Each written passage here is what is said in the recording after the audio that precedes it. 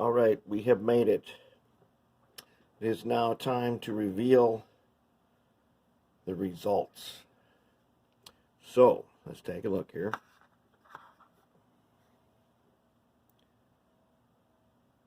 I like it. I think it looks fantastic.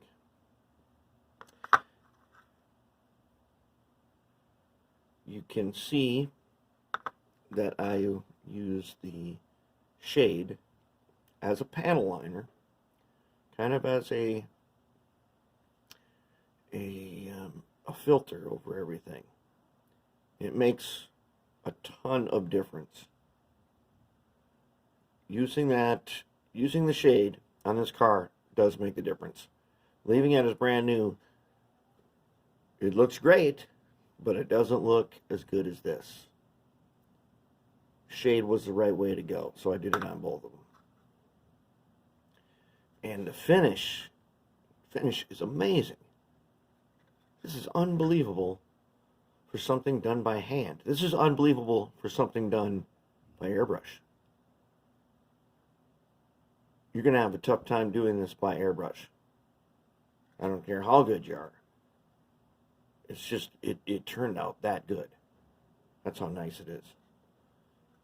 It's amazing. These are going to be unbelievable. Here,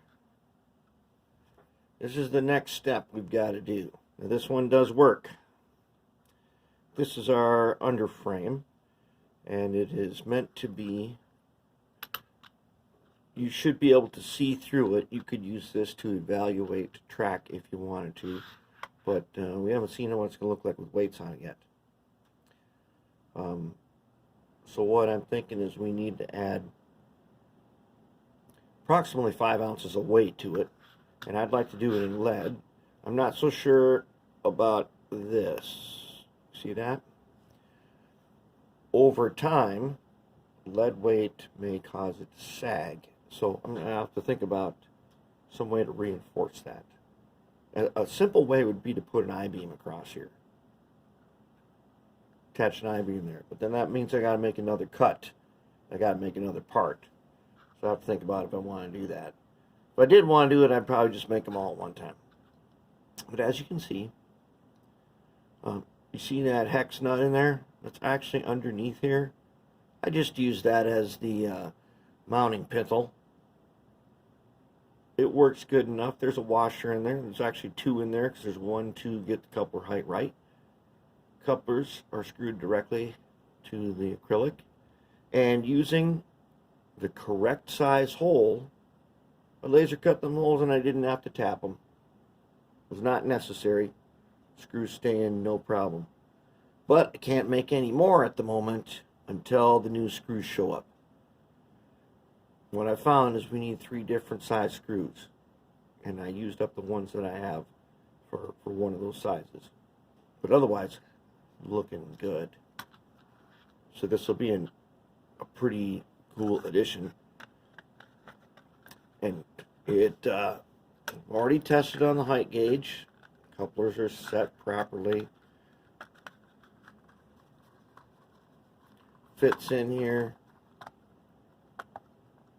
just like that, and there we go. Oh, and then let's make sure I got this end in here. The acrylic is like perfect. Boxcar, as you know, is not perfect. So let's get down all the ways here and get a look at it, how it's going to look.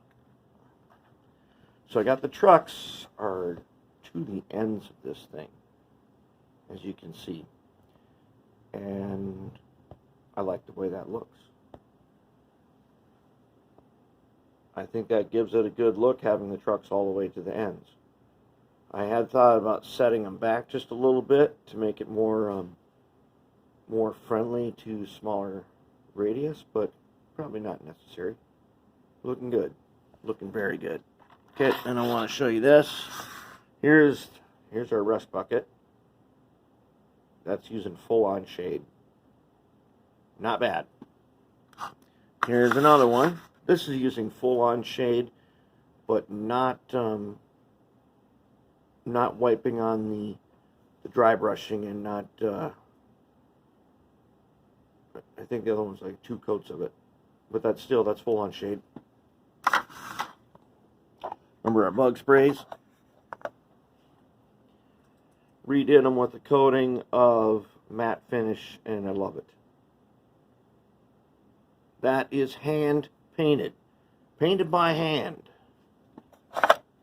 Now, let me give you, I told you before, one of these is an Athearn and the other one is a Bachmann, I believe. Bachmann toy. Basically a toy train set. That is the effect. That is using a lighter shade. Now this boxcar is better for that because it's got all those ribs and things. That's what we did with that. This one's using the earth shade. This one's using what we call flesh shade.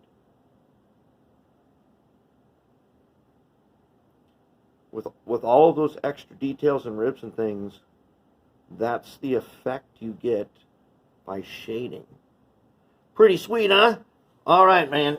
What we got to do now, we got to wait till my screws show up, and then we are going to get on down with it, and we're going to build those underframes.